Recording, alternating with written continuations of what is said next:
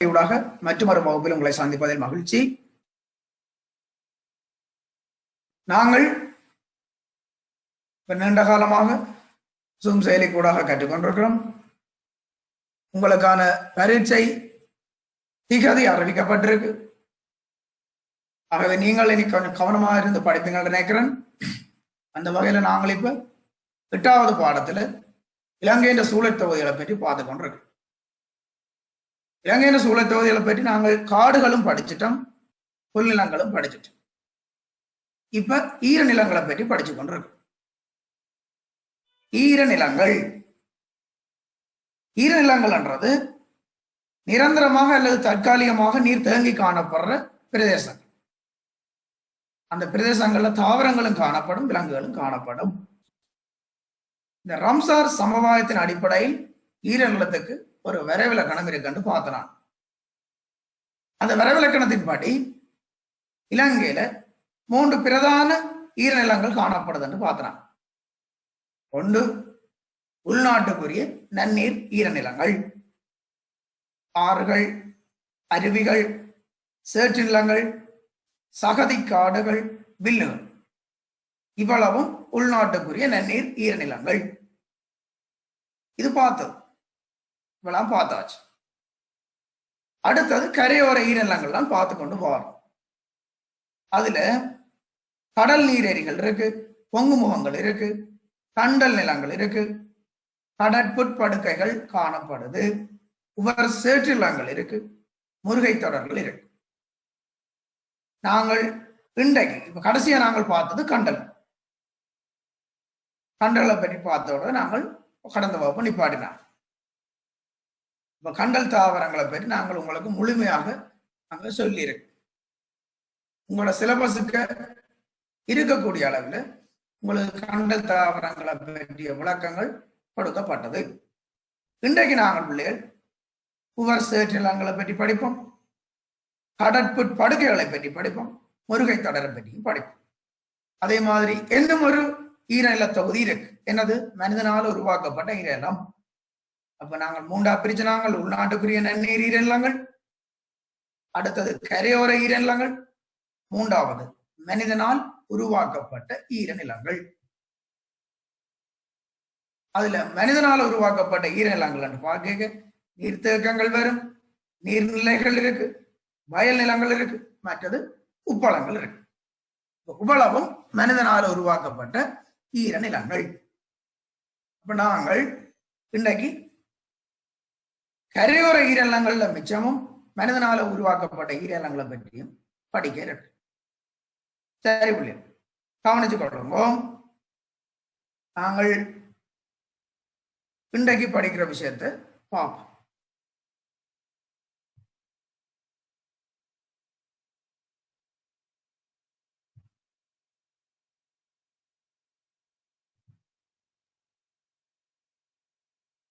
சரி,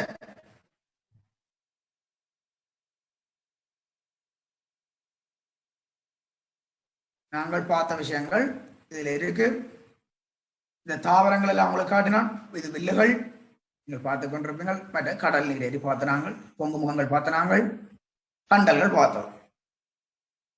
சரிதானே? கண்டல் தாவரங்களுக்கு உதாரணம். சரி, கவனி. அடுத்தது உவர் சேற்று நிலங்களை பற்றி பார்க்க வேணும்.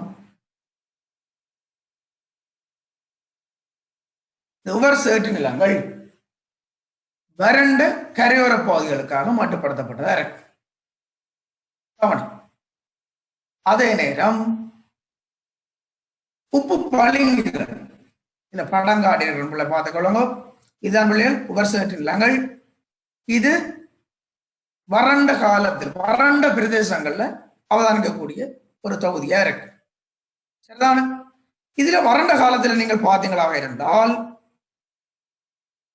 இவை உப்பு பளிங்குகளை கொண்டிருக்கக்கூடிய நிலங்களா இருக்கு. இந்த நிலப்பகுதியை நீங்கள் பாருங்க பிள்ளை, உப்பு பளிங்குகள் காணப்படும். இப்ப அவதானிக்கலாம், வறண்ட காலத்தில் நீங்கள் அவதானிக்கலாம். அதே நேரம் இந்த சூழல் தொகுதி கண்டு சில தற்சிறப்பியல்புகள் காணப்படும். இந்த இடங்கள் வறண்ட பிரதேசங்கள் தானே நீங்கள் அவதானிக்கக்கூடியதா இருக்கும். உவர் சேர்த்து நிலங்கள், சால்ட் மாசஸ் சொல்றோம். இந்த சால்ட் மாசஸ் வறண்ட நிலத்துல இருக்கு. ஆகவே இந்த பிரதேசத்துல இயற்கையாகவே மழை வீழ்ச்சியின் அளவு குறைவா இருக்கு. அப்ப வெப்பநிலை எப்படி இருக்கும்? உயர்வாக இருக்கும். கவனிங்கோ, இந்த இடத்துல வேகமான காற்று வீசியபடி இருக்கு. அப்படி வீசும்போது இது கரையோர பிரதேசமாக இருக்கிறதால மண்ணில அதிக அளவுல உபர்த்தன்மை இருக்கு. மண்ணுக்கு மேல இந்த வறண்ட காலத்துல உப்பு பளிங்குகள் படிப்படையும். அப்ப இந்த உபர் சேற்று நிலங்கள் என்று சொல்லப்படுற இடத்துல சில சிறப்பியல்புகளை நீங்களுக்கு பார்க்கிறீங்க. அதாவது இது வறண்ட கரையோர பிரதேசங்களுக்குத்தான் மட்டுப்படுத்தப்பட்டதா இருக்கு. அதே நேரம் இங்க பாத்தீங்கள் என்றால் உப்பு பளிங்குகள் இருக்கு. எப்ப அது இருக்கும்? வறண்ட காலத்துல மண்ணின் மேற்பரப்புல படையாக உப்பு பளிங்குகள் உருவாகும். இந்த இடத்துக்கண்டே இருக்கிற இந்த தற்சிறப்பு இயல்புகள்லாம் அங்க உப்பு பளிங்குகள் உருவாகிறதுக்கு உதவும். என்னென்ன இயல்புகள்?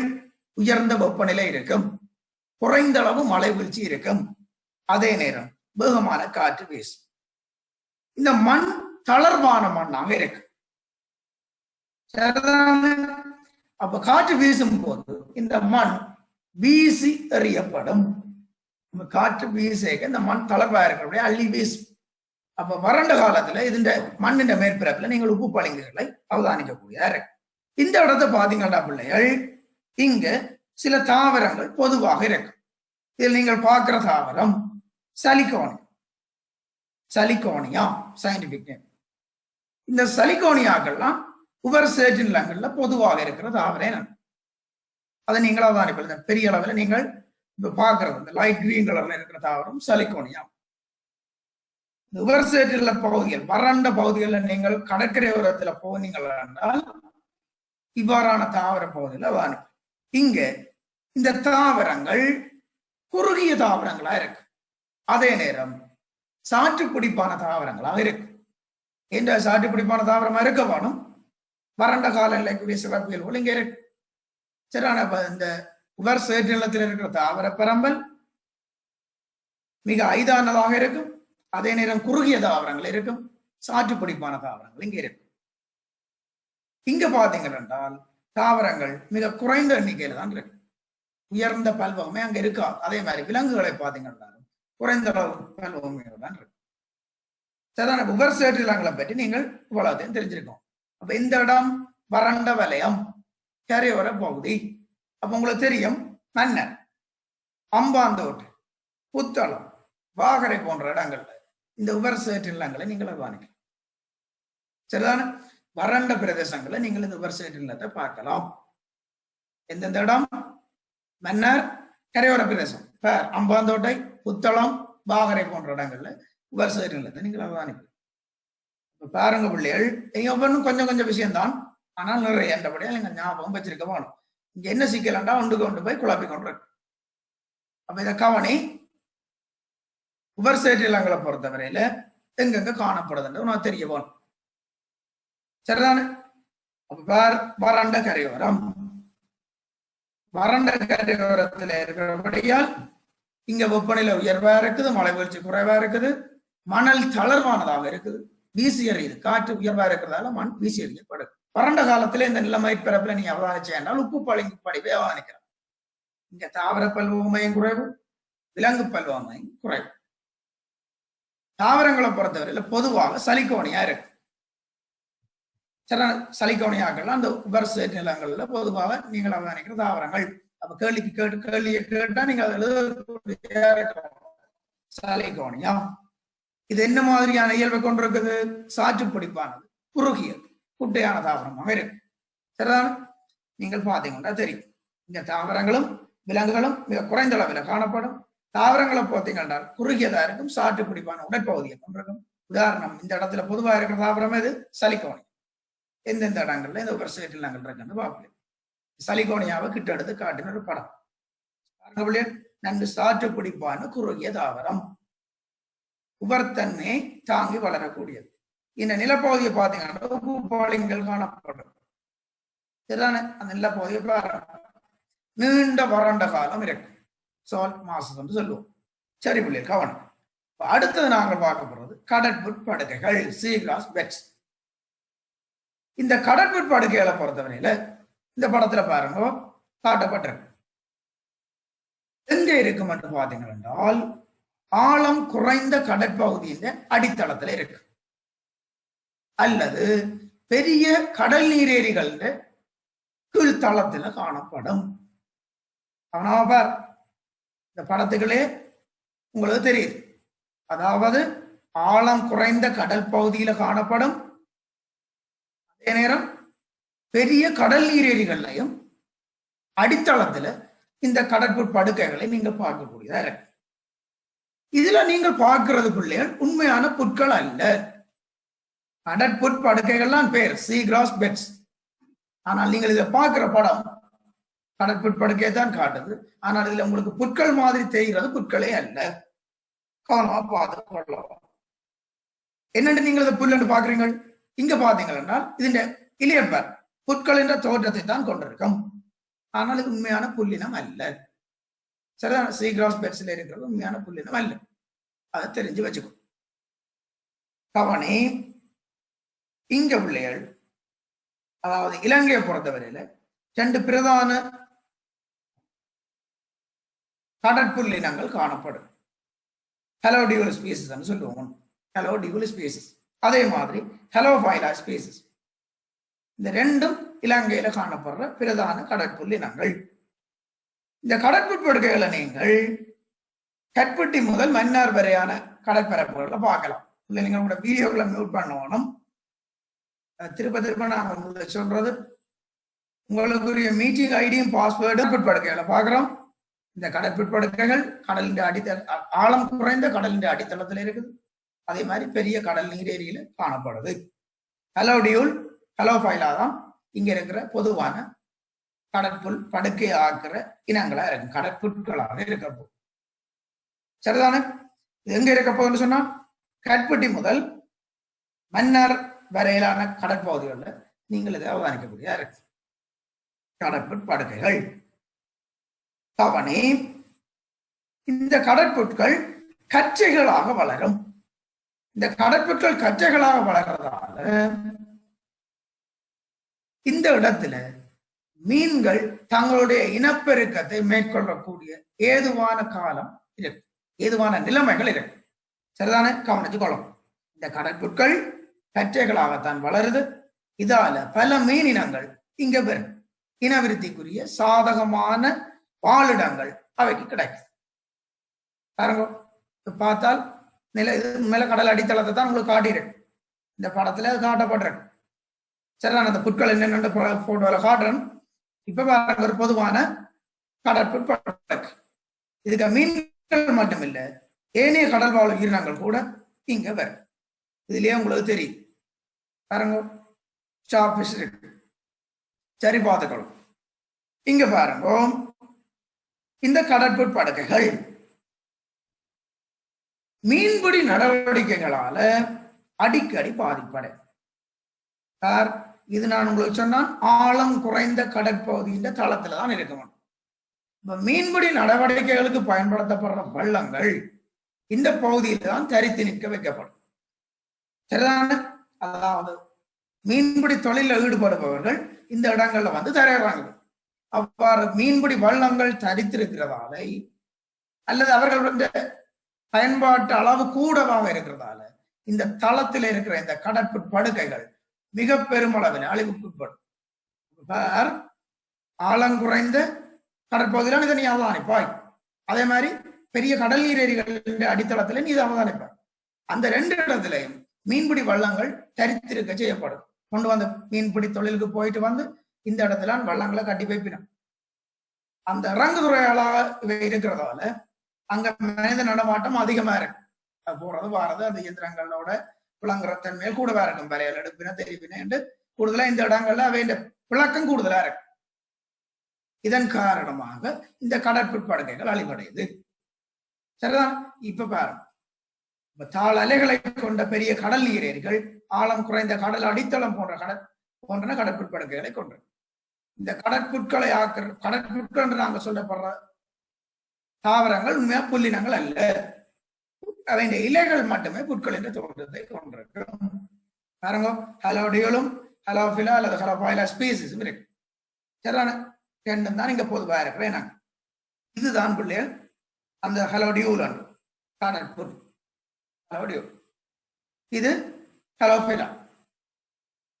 சரியான ஹலோபிலா தான் நீங்க பாக்குறீங்க. இந்த புட்கள், அதாவது கடற்புட்கள் கற்றைகளாக இருக்கும் மீன்கள் இனவிருத்திக்கு ஏதுவான வாழிடங்களை வழங்குது. சரி, இப்ப நாங்கள் ரெண்டு விஷயம் பார்த்திருக்கிறோம். ஒன்று உவர் சேட்டு நிலம், மற்றது கடற்புட் படகு. அடுத்தது முக்கியமான விஷயம் பார்க்க போறோம், முருகை தொடர்கள், கோரல் ரீப்ஸ் என்று சொல்லுவோம். சரிதானே? கவனிச்சு கொள்ளும். முருகை தொடர்கள் நான் சொன்ன விஷயங்கள்லாம் உங்களுக்கு அதுல நோட்ஸ்ல வந்தது நான் தட்டி காட்டுறேன். திரும்பி நான் பார்த்துக்கொள்ளுங்க. தட்டி கொண்டு போற நினைக்காமல் அந்த விஷயம் நான் கதைச்ச விஷயம் இருக்கு பார். மன்னார்ல இருந்து கட்புட்டி முதல் மன்னார் வரையான பகுதியில் இது இருக்கும். இந்த புட்கள் கற்றைகளாக வளரும், மீனினங்கள் விருத்தி செய்யறதுக்கு சாதகமான வாழ்டங்கள் இருக்கு. உங்களோட ரிசோர்ஸ்ல இருக்கிற விஷயங்கள் பிள்ளை ஒன்று நான் புதுசாக சொல்லல, உங்களுக்கு உங்களுடைய ரிசோர்ஸுக்குரிய விஷயங்களே போதும்.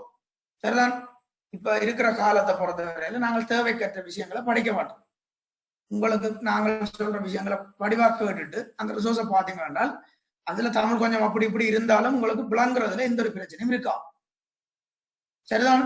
அப்ப கவனமா படிச்சு கொண்டிருங்க. நேரம் காலம் குறைவு, தேவையற்ற நேரங்களை வீணாக்காமல் எனக்கு இருக்க வேண்டிய நேரத்தை மிக வினைத்திறனாக பயன்படுத்துங்க. தயவு செய்து 3 பாடத்திலையும் சம அளவில் கவனத்தை செலுத்துங்க. அப்ப 3 பாடத்திலே நீங்கள் கவனம் செலுத்தினா பிள்ளைகள் உங்களோட ரிசல்ட் நல்லா வரும். இனிமேல் எப்ப எக்ஸாம் இருக்குமோ இருக்காதோ, நடக்குமோ நடக்காதோ கதையே கிடையாது. உங்களுக்குரிய எக்ஸாம் டைம் அறிவிக்கப்பட்டுச்சு. சரிதான்? இந்த நாள்ல இருந்து இந்த நாள் செப்டம்பர் 7ல இருந்து அக்டோபர் 2. அப்ப அந்த டேட்டை நீங்கள் பார்த்து நீங்கள் அதுக்கேற்ற மாதிரி இனி நீங்கள் உங்களை தயார்படுத்த போகணும். சரிதான பிள்ளைகள்? அப்ப தேவையற்ற வீண் பொழுதுபோக்குகளை தவிர்த்து நீங்கள் இதை கூடுதலாக படிப்போட கவனத்தை செலுத்துங்க. இந்த 3 மாதத்தை நீங்கள் என்ன மாதிரி பயன்படுத்தி இருக்கிறீங்கன்றது உங்களோட வரப்போற எக்ஸாம்ல நீங்கள் எழுதி பெற ரிசல்ட்டை வச்சு கொண்டுதான் படிச்சு கொண்டிருக்கிற பிள்ளை தொடர்ந்து படிச்சு கொண்டிருக்கும். விளையாடுற நீங்கள் விளையாடி கொண்டே இருக்கு. இப்ப பாத்தீங்கன்னாலே தெரியுது, எக்ஸாம் ரிசல்ட் எக்ஸாம் டேட் அறிவிச்ச உடனே வகுப்புல கலந்து கொள்ற ஆர்வத்தை பார்த்து வித்தியாசம் தெரியும். சரிதான்? வகுப்புல சேர்க்க சொல்லி எடுக்கிற ஆக்கள் உங்களை மேலதிகமான சேர்க்கல கஷ்டம். உங்களுக்குரிய ஆக்கள் ஃபில் பண்ணப்பட்டிருக்கு. நாங்கள் இன்றைக்கும் என்னட்டு எடுத்து பிள்ளைகள் கேட்டப்படும் வகுப்புக்கு சேருங்கோ. அப்ப நான் கேட்டது பல நாள் நீங்கள் என்ன செய்த நீங்கள் நாங்களே தெரியான்னு சொல்லிச்சு. அது சாத்தியம் இருக்காது என்றால் இங்க உங்களுக்கு நாங்கள் எத்தனையோ வழிமுறையில் இப்ப எவ்வளவு நாளா நடக்கும். இப்பதான் உங்களுக்கு தெரியுறன்றது எக்ஸாம் நடக்குமோ நடக்காம டவுட்ல இருந்தவ தாங்கள் கட்டிக்காரன்னு நினைச்சதான் இப்ப 5 விழுந்து எடுக்கணும். நீங்கள் அதை சரியா பயன்படுத்தின பிள்ளைகள் தயவு செய்து கவனமா பயன்படுத்தி நீங்கள் உங்களோட எக்ஸாம் ரிசல்ட்லயும் அதை பற்றிய முன்னேற்றகரமான விஷயங்களை வெளிக்காட்ட போகணும். அப்ப எக்ஸாமை பார்த்து டென்ஷன் ஆகாமல் சீராக படிச்சு கொண்டு போகணும். எக்ஸாமை பற்றிய பயம் இருக்கணும், ஆனா எக்ஸாம் பற்றிய குழப்பங்கள் இருக்கக்கூடாது. எக்ஸாம் ஒரு கரையில வச்சுட்டு நீ கவனமா படி, முன்னால முடிஞ்சது படிக்க வேண்டியது. சரிதான்? அப்ப இந்த நேரத்தை சரியா பயன்படுத்திக் கொள்ளுங்க. உங்களுக்கு அந்த குறிப்பிட்ட நேரம் 1 hour மட்டும்தான் நாங்கள் எடுக்கிறோம். 7 நாளும் எடுக்க வேண்டிய நிலைமை இருக்கு.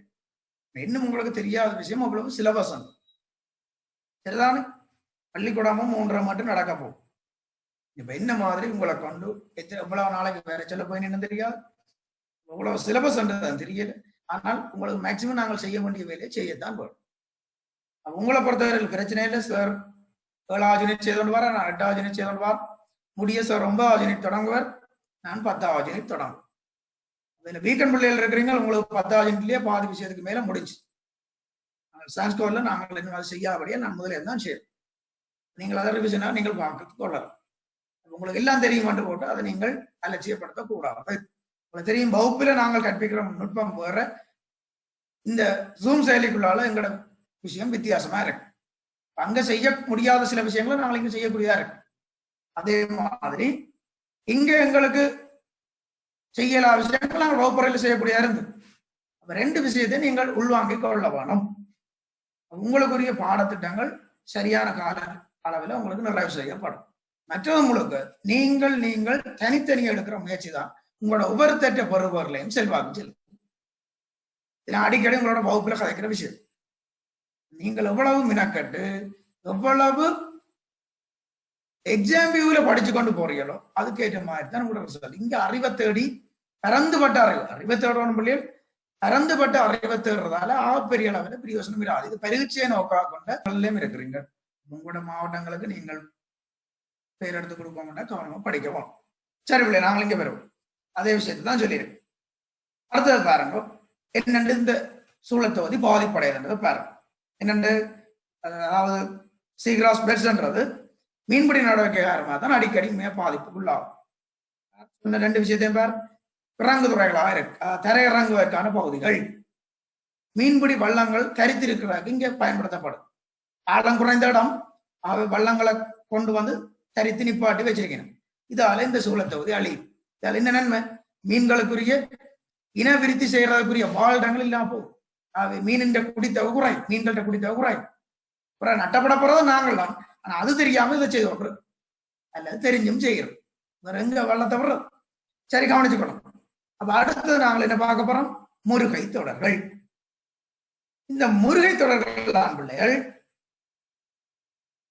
உலகில் இருக்கிற இயற்கையான வனப்பு மிகுந்த இடங்கள்ல ஒன்று. பார்க்கவே என்ன வடிவா இருக்கு. இயற்கையான வனப்பு நிறைந்த இடங்கள்ல ஒன்றாக இந்த முருகை தொடர்கள் இருக்கு. இந்த முருகை தொடர்ன்றது கடல்ல இருக்கிற முள்ளந்தண்டிலி விலங்கு கூட்டம் ஒன்றால சுரக்கப்படுற கால்சியம் கார்பனேட்டாலான கட்டமைப்புகள். நைடேரியா உங்களுக்கு தெரியும், டைவர்சிட்டியில படிச்சிருக்கீங்க. நைடேரியாவில் முருகைக்கல் விலங்குகள் என்று நீங்க படிச்சிருப்பீங்க. அந்த முருகைக்கல் விலங்குகள் இந்த கால்சியம் கார்பனேட்டாலான கட்டமைப்புகளை சுரக்கு. அது பல்வேறு வண்ணங்கள்ல காணப்பட்டு கண்ணுக்கு மிகுந்த அழகான தோற்றத்தை கொடுக்கும். கவனி. அப்ப முருகைக்கல் தொடர்ன்றது கால்சியம் கார்பனேட்டாலான கட்டமைப்பு உங்களுக்கு தெரியும். எல்லா நைடேரியாக்கள் எல்லா நைடேரியாவும் இல்லை, குறிப்பிட்ட தொகுதி அந்த விலங்கு கூட்டத்தால தான் இந்த கால்சியம் கார்பனேட் படிப்பு சுரக்கப்படும். இந்த கோரல்ஸை பற்றி நீங்கள் படிக்கிறதுனா நிறைய விஷயம் படிக்க வேண்டும் பிள்ளைகள். அவ்வளவு டீப்பா உங்களுக்கு ஒண்ணுமே இல்லை. பல்வேறு வகையான கோரல்ஸ் இருக்கு. அப்ப அதுகளை பற்றியெல்லாம் இப்ப நான் இதில் கதைச்சு மீனாக்கட நேரமும் இல்லை, உங்களுக்கு தேவையும் இல்லை. உங்களுக்கு என்ன தெரிய வேணும்? இது கடல்வாழ் முள்ளந்தண்டிலி கூட்டம் உண்டால சுரக்கப்படும். என்னத்தால ஆக்கப்பட்டது? கால்சியம் கார்பனேட்டால ஆக்கப்பட்டது.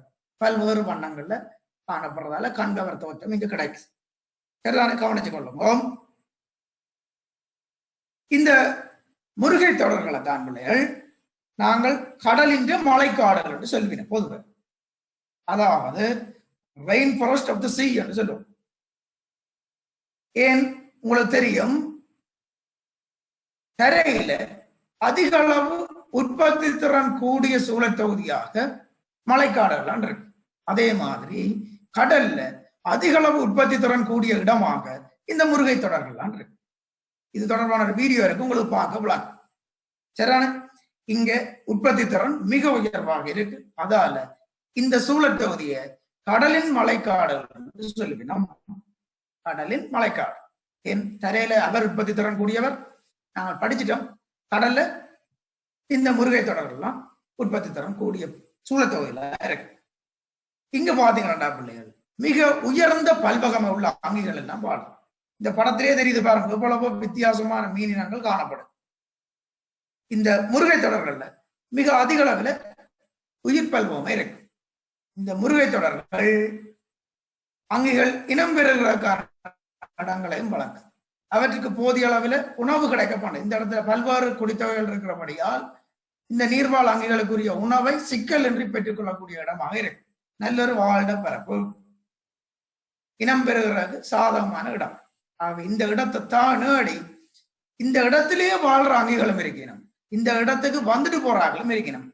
இனப்பெருக்க தேவைக்காக வந்துட்டு போவேணும், உணவு தேவைக்காக வந்துட்டு போவேணும். கவனிச்சு கொள்ளுங்க. பெரும்பாலான மீனினங்கள் இங்கே வாழும்.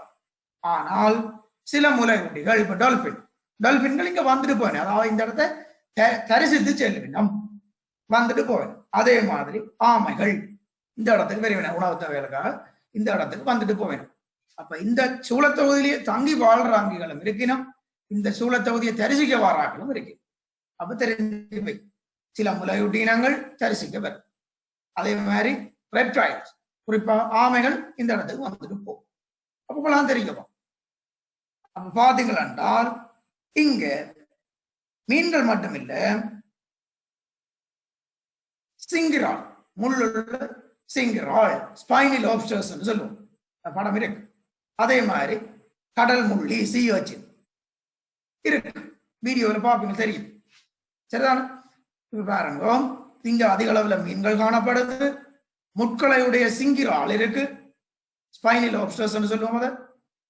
அதே மாதிரி கடல் முள்ளிகள், சீ அர்ச்சினும் இருக்கு. மீன்கள் இருக்கு, கடல் முள்ளிகள் இருக்கு, சிங்கிரால் இருக்கு. அப்ப வந்துட்டு போறாங்களா ஆமைகள், அதே மாதிரி டால்பின் போன்ற சில முளைகுட்டிகள் வந்துட்டு போயிடும். இவ்வளவு உங்களுக்கு தெரிய வேணும். அடுத்த விஷயம், இந்த முருகை தொடர்கள் இலங்கையில எங்க இருக்குன்னு தெரிய வேணும். கவனி, மன்னார் வளைகுடா, அதே மாதிரி அக்குரல முதல் தங்கல வரையிலான தெற்கு கரையோரம் இந்த முருகை தொடர்கள் காணப்படுற மிக உயர்ந்த பிரதேசங்களா இருக்கு. அதாவது தெற்கு கரையோர பகுதி எங்க இருந்து, அக்குரல இருந்து தங்கல்ல வரையிலான தெற்கு கரையோர பகுதியில் இருக்கு. சரிதானே? சரி, பார்த்துக்கொண்டீங்களா? தெரியும். இந்த பாசிக்குடா கடற்கரை போனீங்கன்னாலும் இதை நீங்கள் பார்க்கலாம். ஆனால் உங்களோட தந்த உதாரணத்துக்கு இதுக்குள்ள இல்லை, அதை பார்த்துக்கொள்ளும். சரிதானே? சார், உங்களுக்கு நோட்ஸ் இங்க காட்டப்படுது. உலகின் இயற்கை வனப்புகள்ல இதுவும் ஒன்று.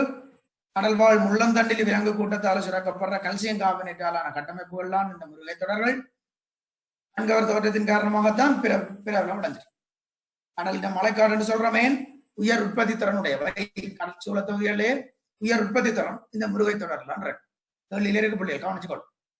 அதே மாதிரி உயிர் பல்வமை உயர்வாக காணப்படுது. அயனமண்டல மழைக்காட்டை பொறுத்தவரையிலே தெரியும், அங்கதான் தரையில மிக உயர்ந்த உயிர் பல்வமும் காணப்படும். அதே மாதிரி கடல்ல உயிர் பல்வமை இந்த முருகை தொடர்கள்லாம் இருக்கு. சரிதான்? எந்தெந்த இடம்? மன்னார் வளைகுடா, அதே மாதிரி அக்குரல முதல் தங்கலை வரையிலான தெற்கு கரையோரங்கள்ல இந்த முருகை தொடர் நீங்கள் அவதானிக்கக்கூடியதா இருக்கு. சரிதானே? இங்க பெரும்பாலான மீனினங்கள் வாழுது. சிங்கிரால்கள், கடல் முள்ளிகளும் இருக்குது.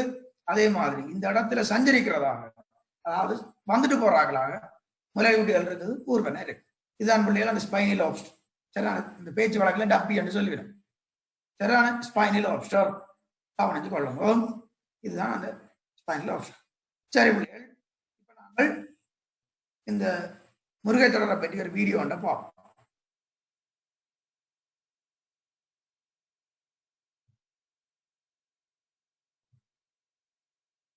சரிதானே? நீங்கள் தங்களுடைய உணவு தேவையை நிறைவு செய்வதை இந்த படத்துல காட்டுகிறேன். கடல் முள்ளிகள் தாங்கி இருக்கும், மீனினங்கள் காணப்படும், பல்வேறு உயிர் பல்வமை இங்க இருக்கும், ஒவ்வொரு வகையான கோரல் காட்டியிருக்கு. டியூப் கோரல் காட்டியிருக்கு. தேவையில்லை, விளக்கங்கள் தேவையில்லை. அஸ்ட்ரியாண்டு இருக்கு, மோனோஸ்ட்ரியாண்டு இருக்கு. சரிதானே?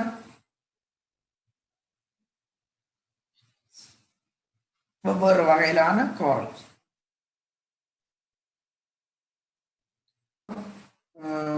ஹெமப்ளஜ் காட்டப்படுதாங்க. பொய்க்கோளம் பூனல் தங்களோட உணவு தேவைகளை பதுங்கி இருந்து பிடிக்கிறதுக்காக பொய்க்கோளம் காண்பிக்கிற விலங்குகள் இங்கு காணப்படும்.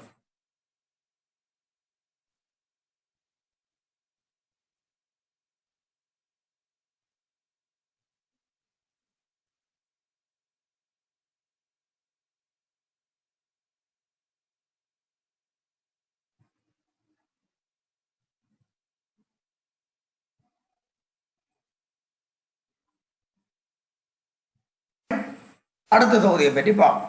இலங்கையில காணப்படுற அடுத்த கரையோர சூழத்தொகுதி நீர்த்தேக்கம். சரிதானே? கவனிங்க, நீர்த்தேக்கங்களை பற்றி நாங்கள் இப்ப பார்க்க போறோம். நாங்கள் ரம்சார் சமவாயத்தின்படி இலங்கையில ஈரநிலங்களை 3ஆ பிரிச்சு நாங்கள் முதலாவது உள்நாட்டுக்குரிய நன்னீர் ஈரநிலங்கள் அதை பற்றி படிச்சு முடிச்சு. அதே மாதிரி கரையோர ஈரநிலங்களும் பார்த்துட்டோம். கடல் நீரேறி பார்த்துனாங்க, பொங்கு முகம் பார்த்துனாங்க, கண்டல் பார்த்துட்டோம். இன்றைக்கு கடற்படுக்கைகள், உவர் சேற்றிலங்கள், மற்றது முருகை தொடர்கள் பார்த்து முடிச்சு. அப்ப நீ மூன்றாவது விஷயம் என்ன பார்க்க வேணும்? மனிதனால உருவாக்கப்பட்ட ஈரநிலங்கள். அதுல ஒன்றுதான் பிள்ளைகள் இந்த நீர்த்தேக்கம். இந்த நீர்த்தேக்கங்கள் பார்த்தீங்கன்னா தெரியும். இதுல ஒரு நீர்த்தேக்கம், மின்னேறிய நீர்த்தேக்கத்தின் படம் தான் இதுல காட்டியிருக்கு. உங்களுக்கு தெரிய வேணும், இந்த இலங்கையை பொறுத்தவரையில இயற்கையான ஏரிகள் எதுவுமே இல்லை இதுவரை. இல்லை லேக்ஸ் என்று சொல்லுவோம், இயற்கையான நேச்சுரல் லேக்ஸ் ஒன்றும் இல்லை. ஆனால் புராதன காலம் தொடக்கம் நீர்ப்பாசன தேவைகளை செய்யறதுக்காக மன்னர்கள், இலங்கை ஆண்ட மன்னர்கள் பெரிய அளவில் நீர்த்தேக்கங்களை உருவாக்கியிருக்கு. அந்த நீர்த்தேக்கங்களை உருவாக்க, அந்த அணைகளை உருவாக்க சில மலைகளை இணைத்து கூட அணைகளை உருவாக்கினார்கள் வரலாறு அது தெரிஞ்சு வச்சிருக்கு. அப்ப இந்த நீர்த்தேக்கங்கள்ன்றது மனிதனால் உருவாக்கப்பட்டது. மன்னர் கட்டினு தான் பேர், ஆனா செய்தது மனிதர் தான். பெற்ற தலைமையில நடந்தது பாருங்க. அந்த நேரத்துல இந்த அணைகளை உருவாக்க, ஏன் பெரிய அளவில் நீரை தேக்கி வச்சிருக்க வேணும். அணைகளை உருவாக்குறதுக்காக பெரிய மலைகளையே இணைத்து, அதாவது மண்ணுகளை போட்டு உருக்கி அந்த இடத்துல நீரை தேக்கி வச்சிருக்கு. இந்த நீர்த்தேக்கங்கள் பொதுவாக உலர் வலயத்துல தான் இருக்கு, அதோட தாழ்ந்த நிலங்கள்ல தான் இருக்கு. சரிதானே? அப்ப பார், உயர் நிலங்கள்ல பெய்கிற மலையில இருந்து வார ஆறுகள் கொண்டு வர நீர், அல்ல வெள்ளப்பெருக்கின் காரணமா வர நீர் தாழ்நிலத்தை நோக்கி தான் ஓடி பெறும். அந்த இடத்துல அந்த நீரை தேக்கி வைக்கிறதுக்காக பெரிய அளவு பரப்புல நீர்த்தேக்கங்களை மன்னர்கள் கட்டி வச்சிருச்சு. பிறகு அந்த நீரை பயன்படுத்தி விவசாயத்தை மேற்கொண்டார்கள். இப்ப பெரும்போகம், சிறுபோகம் என்றெல்லாம் விவசாயம் செய்யணும். பெரும்போகம்ன்றது கூடுதலா மழையை நம்பி செய்யற விவசாயம். ஆனால் உலர் வலயங்கள்ல சிறுபோக நிச்சயக்கு இந்த நீர்த்தேக்கங்கள்ல சேமிக்கப்பட்ட நீரை தான் பயன்படுத்தினார். அதுக்காக பல்வேறு வடிகால் அமைப்புகள் எல்லாத்தையும் புராதன கால மன்னர்களை மிக திறமையாக திட்டமிட்டெல்லாம் செய்திருக்கு. சரிதானே? அதே மாதிரி பாருங்க, உங்களுக்கு தெரியும், மின்னேறிய நீர்த்தேக்கம் இருக்கு, பராக்கிரவா சமுத்திரம் இருக்கு. சரிதானே? அது பெரிய நீர்த்தேக்கம். அந்த மன்னன் சொன்ன மறந்து போச்சு, அவராத்தான் இருக்கணும். ஒரு துள்ளி நீர் ஏனும் கடலை சென்றடைய விட மாட்டேன்னு சபதம் எடுத்து போட்டு கட்டின நீர்த்தேக்காங்க. அந்த காலத்து மன்னர்மார் விவசாயத்துல எவ்வளவு அக்கறை கொண்டிருக்கிறார்கள் என்பதை இந்த நீர்த்தேக்கங்கள கட்டுமான பணியும் நீர்ப்பாசனத்திலே அவர்கள் காட்டிய அந்த துல்லியமான வினைத்திறன் மிக்க வழிமுறைகளும் எங்களுக்கும் எந்த ஒரு தொழில்நுட்ப அறிவும் எந்த ஒன்று இல்லாட்டிலும் இவ்வாறான நவீன தொழில்நுட்ப அறிவுகள் குறைந்த அந்த காலத்திலே இந்த மன்னர்கள் இந்த விவசாயத்துக்காக நீரை எவ்வாறு சேகரிக்க வேண்டும் என்றும், எவ்வாறு அந்த நீரை சேகரித்து ஏனைய நீர்ப்பாசன இடங்களுக்கு விநியோகிக்க வேண்டும் என்றதிலையும் மிகவும் அக்கறை இருந்திருக்கு. அதால இலங்கையில பிரபலமான நீர்த்தேக்கங்கள் கணக்கு இருக்கு. அதுல ஒன்றுதான் பாத்தீங்கன்னா இந்த பராக்கிரமவாவு சமுத்திரம். அதே மாதிரி மின்னேரியா வாவி, இதான் அந்த மின்னேரியா வாவின படம். திஸ்ஸவாவி இருக்கு, கலாவாவி இருக்கு. இதெல்லாம் இலங்கையில காணப்படுற நீர்ப்பாசனத்துக்குரிய நீர்த்தேக்கங்கள். சரிதானே? இதெல்லாம் பாத்தீங்கன்னா உலர் வலயத்துல தாழ்நில பரப்புகள் தான் மிக பெருமளவு நீரை சேகரித்து வைக்கக்கூடிய இருக்கிறதால பல்வேறு காலங்கள்ல விவசாயத்தை செய்யக்கூடிய இருக்கு. மழையை நம்பி இருக்க வேண்டிய தேவை இருக்கா? குறைவா இருக்கு. சரிதானே? இப்ப மழையை நம்பி இருக்கிற காலத்திலையும் விவசாயத்தை செய்யக்கூடிய இருக்கு, உலர்காலங்கள்லையும் சிறுபோக செய்கைகளை செய்யக்கூடிய இருக்கு. அப்ப தெரிஞ்சு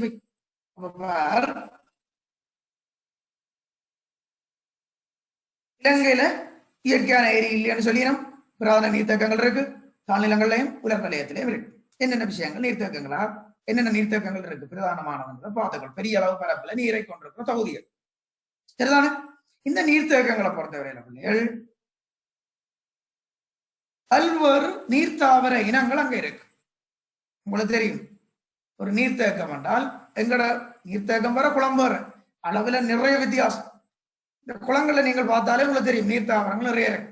அதுல நாங்கள் பிரபலமா பார்க்கிற விஷயங்கள் தாமரை இருக்கு, அல்லி இருக்கு, அதே மாதிரி கொட்டி என்று சொல்றது. அப்போகேட்டோன் முதல்ல உங்களுக்கு சொல்லி தந்துடும். சரிதானே? அப்போகேட்டோன் சொல்றது, அப்போகேட்டோன் ஸ்பீசிஸ், கொட்டி என்று தமிழ்ல சொல்றது. அப்ப அல்லி, தாமரை, இந்த கொட்டி போன்ற நீர்த்தாவரங்கள் இந்த நீர்த்தேக்கங்கள்லையும் காணப்படுது. அதே மாதிரி இந்த நீர்த்தேக்கங்கள்ல இன்னொரு சிக்கலானால் இருக்கிற ஆக்கிரமிப்பினம், அதை பற்றி நாங்கள் இப்ப படிப்போம். சரிதானே? இயற்கையான வாழ்றதுக்குள்ள வந்து தான் அங்க இருக்கிற இனங்கள் எல்லாத்தையும் அழிச்சு போட்டு தான் பரம்பிடும். இப்ப எங்கட ஆரிய குலத்தை நீங்கள் பாத்தீங்களா தெரியும். ஆரிய குலத்துல நீரின் மேற்பரப்புல மிதந்த வண்ணம் ஒரு நீர் தாவரம் இருக்கு. அது ஒரு ஆக்கிரமிப்பினம். அது இந்த தாவரம் என்று தெரியுமோ? சல்வீனியம். சல்வினியா உங்களுக்கு காட்டுவேன், அப்ப தெரியும் உங்களுக்கு ஆரிய குலத்துக்கு இருக்கிறது சல்வினியா. மேல இருந்து பார்க்கிறவருக்கு பெரிய புள்ளில மாதிரி இருக்கு.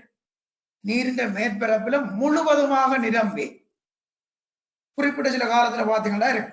பிறகு எங்களோட மாநகர சபை எல்லாம் வலிச்செடுக்கும், பிறகு திருப்பி வாங்க. அது ஒரு காலம். சரியான ஆக்கிரமிப்பினம். சரியான அந்த ஆக்கிரமிப்பினங்கள் நீர்ல சுயாதீனமாக மிதந்தபடி இருக்கு. மிக விரைவாக பெருகி கொண்டு போகும். இந்த நீர்த்தேக்கங்கள்ல இந்த சல்வீனியா ஆக்கிரமிப்பினமா இருக்கு. அதே மாதிரி குளவாளை அதுக்கும் ஆக்கிரமிப்பினமா இருக்கு. சரிதானே? இந்த படங்களை நாங்கள் இப்ப பார்ப்போம்.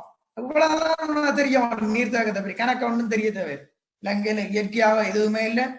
மனிதர்களால் கட்டப்பட்டது நீர்ப்பாசன தேவைக்காக. தாழ்நிலத்துல உலர் வலயத்திலான் இருக்கு. ஒரு உதாரணம் 4-5 தெரிஞ்சு வை. பராக்கிரம சமுத்திரம், மின்னேறிய வாவி, திச வாவி, கலா வாவி, கொஞ்சம் வாவியல் இருக்கு.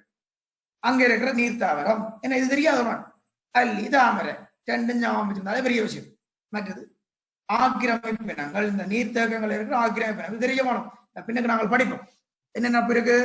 சல்வினியா இருக்கு, குளவாழை, குலைவாழைன்னு நச்சு போடா, அது வேற. இது குளவாழை, குளம், குளவாழை படத்தப்ப. சரிதான?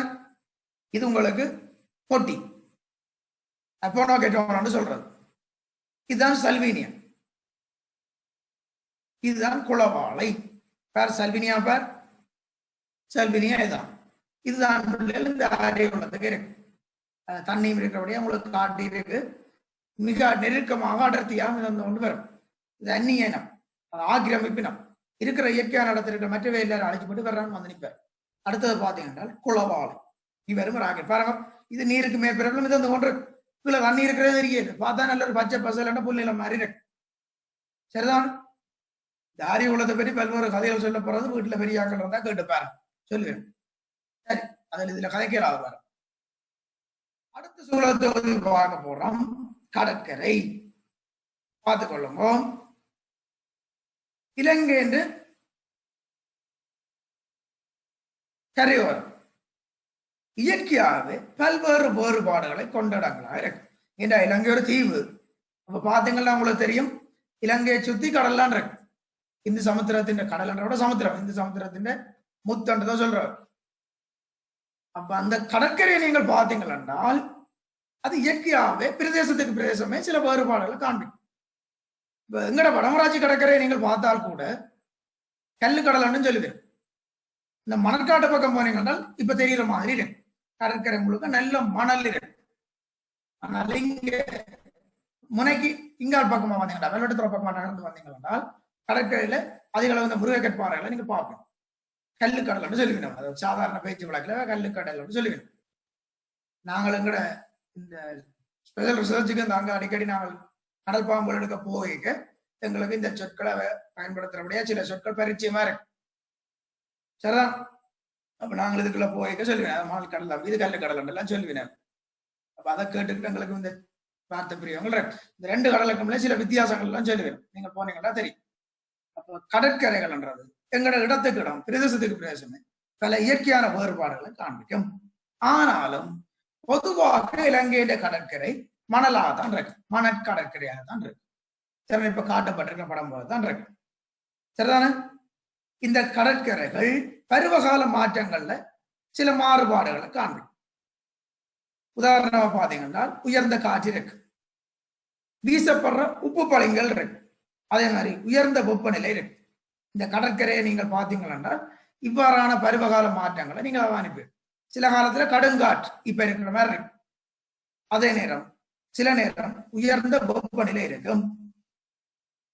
அதே மாதிரி உப்பு பளிங்கள், அந்த கடற்கரை மண், சால்ட் ஏறின மண் காற்றுக்கு வீசிக்கொண்டிருக்கும். சரிதானே? வீசப்படுற உப்பு பளிங்குகள் அங்க இருக்கு. இவ்வாறான காலநிலை மாற்றங்களால இந்த கடற்கரைகள் சிறப்பிக்கப்படுது. இங்க பாத்தீங்கன்னா பிள்ளைகள், இந்த கடற்கரை சூழத்தொகுதிக்கு நீங்கள் போனீங்கள் என்றால் சில தாவரங்களை நீங்கள் பார்ப்பீங்கள். சரிதானே? இதுதான் அந்த விஷயம். விரும்பினா ஒரு ரிசோர்ஸ்ல இருக்கு, நீங்களா ஒன்றும் பயப்படாது. பாத்தீங்கோ என்ன நடக்குது? கடற்கரைக்கு நீங்கள் போறீங்க, அங்க சில தாவரங்களை பார்ப்பீங்க. இதுல 2 தாவரம் இருக்கு. அடம்பன், சரியான அடம்பன் தமிழ்ல சொல்றாங்க. பீச் மார்னிங் குளோரி இங்கிலீஷ்ல சொல்றது ஐப்போமியா.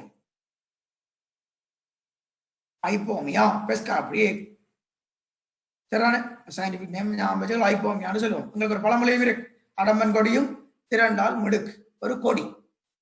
சரியான கடற்கரை மணல் பரப்புற அப்படியே பறந்து இருக்கு. உங்களுக்கு இது சில அடம்பன் கொடி என்று இதுவரை தெரியாம இருக்கு. இப்ப படத்தை காட்ட உங்களுக்கு தெரியும், இதுதான் அடம்பரம். பாருங்க, அடம்பன் கொடியும் திரண்டால் மிடுக்கு நாங்க சொல்றாங்க. அதே மாதிரி ராவணன் மீசி. இந்த ராவணன் மீசியாக்கிறது எங்களோட வல்லிபுர கோயில் கடற்கரையில இருக்கு. அந்த எங்களோட கடற்தீர்த்த நேரம் நீங்கள் போனீங்களா இருந்தால் கடற்கரையில இந்த முள்ளு பந்துகள் மாதிரி உருண்டு கொண்டு வரும் காத்தாடி கிடைக்கும். அது ராவணன் மீசையில போகுது. அது காஞ்சி போயிருக்கிறதால தாவரத்தில இருந்து கலந்து பெரம்பல் அடையிறதுக்காக நகர்ந்து செல்லுது. அப்ப இந்த முள்ளுகள் மாதிரி இருக்கும். சின்ன அகல் விளையாட எடுத்துக்கொண்டு தெரியும், குத்தும் எல்லாம் முள்ளுகள் மாதிரி இருக்கு. அப்படியே பந்து மாதிரி இருக்கிறபடியா பெரிய அளவு பந்து அப்படியே உருண்டு கொண்டு போயிரு, காத்தடிக்க உருண்டு கொண்டு போகும். இந்த ராவணன் மீசையும் அடம்பனை நீங்கள் பார்ப்பீங்க. இந்த அடம்பன் இன்பரட்டி கடற்கரைகள்ல இருக்கு. சரி, நீங்கள் பாத்தீங்களா இந்த சக்கோட்டை இன்பரட்டி பொலிகண்டி கடற்கரைகளுக்கு போனீங்கன்னா இந்த அடம்பன் கூடிய கடற்கரை பகுதியில நீங்கள் அவதானிக்கக்கூடிய இருக்கு. இவை கடற்கரையில இருக்கிற தாவரம். அப்ப வெற்று பெருக்கு நடக்கிற இடங்கள் தான் இந்த தாவரங்களை நீங்கள் பார்ப்பீங்க. உங்களுக்கு சொன்னான் வெற்று பெருக்கண்டா என்னன்னு சொன்னான், கடல் மட்டம் ஒரு நாளின் ஒவ்வொரு நேரத்திலையும் ஒரு மாதத்தின் ஒவ்வொரு நாட்கள்லையும் உயர்ந்து குறையும், பெருக்கும் ஏற்படும், வெற்றும் ஏற்படும். பௌர்ணமி அமாவாசை போன்ற நாட்கள்ல பெருக்கு ஏற்படும், அந்த இடைப்பட்ட நாட்கள்ல வெற்று ஏற்படும். சேர்த்துதான் அதை நாங்கள் வெற்று பெருக்குன்னு சொல்லுவோம். ஒரு நாளின் ஒவ்வொரு நேரங்கள்ல கூட, அதாவது சூரிய சந்திர ஈர்ப்பு விசைகள் இருக்கிற நாட்கள் நேரத்துல வெற்றும் பெருக்கும் மாறும். சரி, நாங்கள் பொங்குமோச்சோள தொகுதி படிக்க படிச்சிடலாம். அப்ப இந்த வெற்று பெருக்கு வலயத்துக்கு அப்பாலையும் சில தாவரங்களை நீங்கள் பார்ப்பீர்கள். எருக்கல், சரியான எருக்கலை, தாளை போன்ற தாவரங்கள் வெற்று பெருக்கு வலயத்துக்கு அப்பால் இருக்கு. வெற்று பெருக்கு வலயத்துக்குள்ளேயே வேறுபினம் மேராக்கள், அடம்பன், ராவணன் மீசை போன்ற வேறுபினம். வெற்று பெருக்கு வலயத்துக்கு அப்பால எருக்கலை, தாளை போன்ற தாவரங்கள் இருக்கு. இதுதான் பிள்ளைகள் அடம்பன். தனித்தனி கொடி இங்க பாருங்க, இதுதான் அடம்பன் பூ. எவ்வாறு மணல்ல இருக்கின்றது பார். வெற்று பெருக்கு பிரதேசங்கள் இந்த அடம்பன் கொடி காணப்படுது. இதுதான் எங்களுக்கு இங்க தெரிய வேண்டிய விஷயம். அடுத்தது பாருங்க ராவணன் மீஸ். இது இப்ப உங்களுக்கு தெரிஞ்சிருக்கும். இது பச்சை நிறமாக இருக்கு, காஞ்சி போயிருந்தா பிரவுனுக்கு வந்துடும். அப்படி உருண்டு கொண்டு வர கீழ்ப்பகுதியில காட்டப்பட்ட படம் தான் காஞ்ச நிலைமையில அப்படியே வெளியில வரும். பெரம்பலுக்காக அப்படியே உருண்டு கொண்டு வரும், காத்தோட உருண்டு கொண்டு வரும். ராவணன் மீசை முட்கள் இருக்கு. சரி, எனக்கு காரணம் பேர் ராவணன் பெரிய மீசை மாதிரி இருக்க மாட்டாங்க, வச்சிருக்கிற போல. அப்ப இது ராவணன் மீசை. நம்ம கடற்கரை சூழத்தொகையை பற்றி உங்களுக்கு தெரியவா. அடுத்தது நாங்கள் பார்க்க வேண்டியது இறுதியான சூழத்தொகுதியில். அங்க இந்த சூழத்தொகுதியில் நாங்கள் கடைசியா பார்க்க போறது மணல் மேடு. இது சாண்டியூன்ஸ் சொல்றோம். இதுவும் வல்லிபுர கோயில் பார்ப்போம். வல்லிபுர கோயில் கடல் தீர்த்தத்துக்கு போற பெரும்பாலான நாங்கள் இதுல ஏறி இருக்கிறாக்கா தான் போறோம். சரி, இதுல இருந்து பார்க்க நல்ல வியூவா இருக்கும். இப்ப இருக்கிற மணமேடுகளுக்கு அளவு குறைஞ்சு போச்சுக்கா இருக்கும். ஆனால் ஆரம்ப காலத்துல நல்ல பெரிய மேடுகள் நிறைய இருந்தோன்னு சொல்லுவேன். எங்கட காலத்துல நாங்கள் 3 மேடு தான் பார்த்தனால இப்ப 2 தான் கிடக்கு போடுறோம். சரி, கவனிச்சு கொள்ளுங்க. பெரிய மணல் மேடுகள். இவ்வாறான மணல் மேடுகளை நீங்கள் பூனேரி பிரதேசத்திலையும் அவதானிக்கக்கூடியா இருக்கு. சரிதான பினாசியோட போன்ற இடங்கள்ல இந்த மணல் மேடுகளை பார்ப்பீங்க. அதே மாதிரி முல்லைத்தீவிலையும் இவ்வாறான மணல் மேடுகளை நீங்கள் பார்ப்பீங்க. சாண்டியூன்ஸ் சொல்றோம். எங்கட பிரதேசங்களே இந்த மணல் மேடுகளை நீங்க பார்ப்பீங்க. கவனிச்சு கொள்ளும்.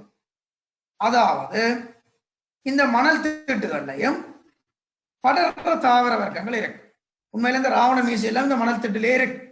நீங்கள் அங்க போய் பார்த்தீங்கன்னா தெரியும். கடல் தீர்த்தத்துக்கு போறாங்க, நீங்கள் பார்த்துருப்பீங்க. வேற இடத்துல தான் பார்த்தோம் இருக்கிறீங்க தெரியும். ஆனா இதுகளையும் நீ கொஞ்சம் பாரு. சரிதான்? அப்ப பாத்தீங்கன்னால் பார் குரலான தாவரங்களா இருக்கும், படரக்கூடிய தாவரங்களா இருக்கும். இந்த மணல் மேடுகள் காணப்படும். பெரிய பெரிய மணல் திட்டுகள் இருக்கு. சரிதானே? இந்த மணல் திட்டுகள் 2 சூழல் காரணிகளால் தீர்மானிக்கப்படும். ஒன்று காற்றின் வேகம், அதே மாதிரி காற்று வீசுற திசை. அப்ப காற்றின் வேகமும் காற்றின் திசையும் கடற்கரையில இருக்கிற மணலை ஒரு குறிப்பிட்ட பிரதேசத்துல வந்து ஒன்று குவிக்கும். அப்படி ஒன்று குவிக்க அந்த இடத்துல திட்டுகள் உருவாகும். இதுல காட்டப்பட்ட பெரிய திட்டுகளுக்கு முன்னாலே சின்ன சின்ன திட்டுகள் இருக்கு. அப்ப காற்றின் திசை மாறுபடைக அந்த சிறிய திட்டுகள்ல வந்து மேலும் மேலும் மணல் சேர்க்கப்பட்டு கொண்டது. அப்படி சேர்க்கப்பட அந்த திட்டுகளுடைய பெருமன் உயர்ந்து கொண்டு பெரிய பெரிய மணல் மேடுகளை உருவாக்கும். அப்ப மணல் மேடுகளை உருவாக்குறதுல செல்வாக்கு செலுத்துற சூழற்காரன் என்று கேட்டால், முதலாவது நீங்க எழுத போனோம் காற்றின் வேகம், இரண்டாவது காற்று வீசுற திசை. இந்த ரெண்டும் மிக முக்கியம். பாருங்க, வறண்ட வலயத்தில் இருக்கிற உலர்வலயமா இருந்தாலும் வறண்ட வலயத்தில் இருக்கிற கடற்பகுதியில் தான் கடற்கரை பிரதேசங்கள் தான் இந்த மணல் மேடுகள் காணப்படும் என்று சொல்லிடும். சரியான கேட்டுக்கொள்ளும். உதாரணமாக அவர்கள் முல்லைத்தீவை தான் சொல்லிடும். மற்ற ரெண்டு நான் உங்களுக்கு விளங்குற காட்சம் நான் அதை அந்த உதாரணங்களை ஞாபகம் வச்சிருந்தா நல்லம். அதுக்கு இது விளையாண்டு இல்லையே எங்களை வளர்ற இல்லையே இருக்கு. வினாசியோடையில பாத்தீங்கன்னா தெரியும், பெரிய பெரிய மணல் புட்டிகள் இருந்தா இப்ப 2-3 வருஷத்துக்கு முதல். இப்ப என்ன மாதிரியோ தெரியாது. சரிதானே, கவனிச்சு கொள்ளுங்க. ஏன்னால் மிக அதிக அளவுல மணல்கள் குறிப்பிட்ட இடங்கள்ல இருந்து அகற்றப்பட்டு கொண்டிருக்கு. கட்டிட தேவைகள், வேற வேற வீடுகள் இதோ எல்லாம் கட்டி கொண்டு போறாங்க. மணல் மிக வேகமாக அப்புறப்படுது. அது உண்மையா ஒரு சூழல் தொகுதியை சிதைக்கிற வேல். அதுக்காக மணல் இல்லாமல் என்றும் இல்லை, பொமிட்டுக்கு ஏற்ற மாதிரி இதை கொடுத்து கொண்டிருக்கிற குறிப்பிட்ட அளவுல சட்டவிரோதமான முறையில மணல் அகழ்வுகள் பெரும்பாலும் இந்த சூழல் தொகுதி அழிவரை சட்டவிரோதமான மணல் அகழ்வு. சரிதான். இப்ப இந்த மணல் மேடுகளை சரியான முறையில பராமரிக்க வேண்டியது ஒரு முக்கியமான விஷயம். வருங்காலத்திலேயாவது இதுகளை சரியான முறையில திட்டமிட்டு செய்யப்படும். சரி, கவனிச்சுக்கணும். அப்ப படர்ற தாவர வர்க்கங்களாலதான் இந்த மணல் மேடுகள் சிறப்பிக்கப்பட்டிருக்கு. அந்த படர்ற தாவர வர்க்கங்கள் அல்லது குரலான தாவரம், உயரம் குறைந்த தாவரங்கள் அங்கே இருக்கு. 2 விஷயம் சொல்லி இருக்கு, நீங்கள் நோட் பண்ணி கொள்ளலாம். இதுதான்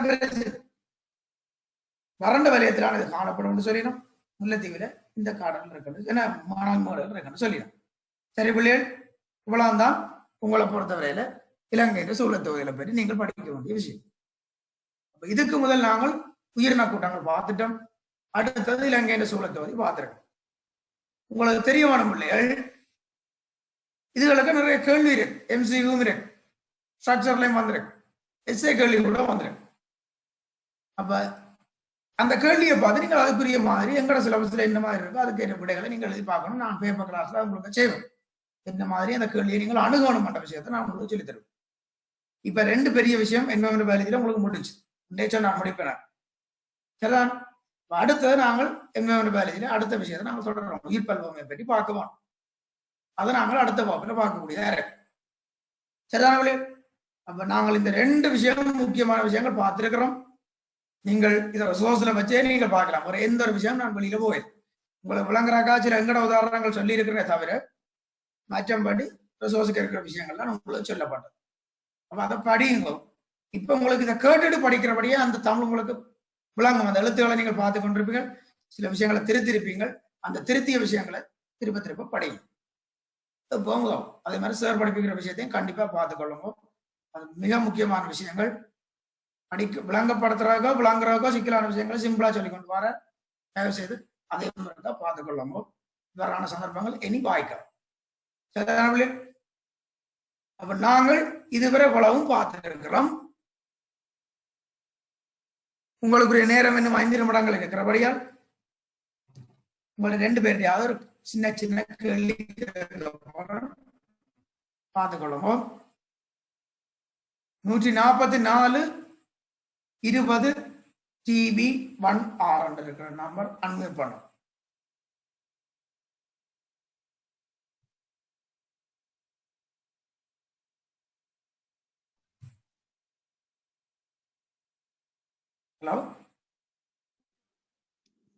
ஹலோ, அவதானிக்கிற எது உள்ள ராவணன் மீச அடம் ஆடம்பர் கடிகாரம். சரி, ஓகே, கடிகாரம்.